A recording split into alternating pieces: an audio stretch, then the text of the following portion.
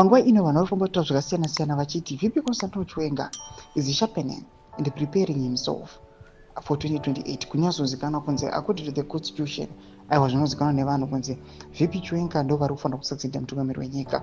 Matrips ari kuita all over the world, vanhu vatozviona vachiti aiwa mukuru vari kuzviprepare aiwa for kutonga kana kutungamira kwaachazoita after mutungamiri wenyika azorora after his 2 terms. Sanapinda mashoko anobuda chitogwa panguva ino vanhu vachikodhema vachiti aiwa vakomana aka these guys they are just the same. Not subscribe or like or bell kuti mita paito ichinjiri don't post this picture muri kona ravipi Constantine Chiwenga and Rabero vachiti the general continues on his presidenting tour.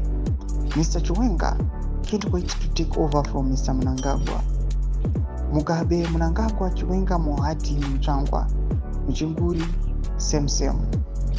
They belong to the old Madalas of ZANU-PF club. Hapana zvitsva zvinobuda kuZANU. Kubvira 1980 vachingoontonga nyika. Zimbabwe needs a young government.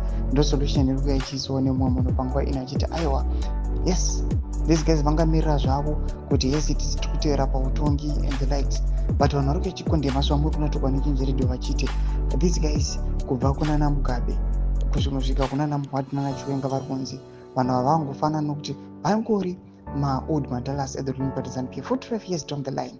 Kuri kunzi these guys they were in power but hapana chinhu chine musoro kana chakati tsvikiti chavakaimplementa kana chavakaisa in place. Mashoko ari kubuda chitogwa panapa panguva ino vanhu vari kubuda kutambusvika vachiti the solution to this problem ndeyekuti ngakungoiswa government yevechidiki, ngakuiswe a young government.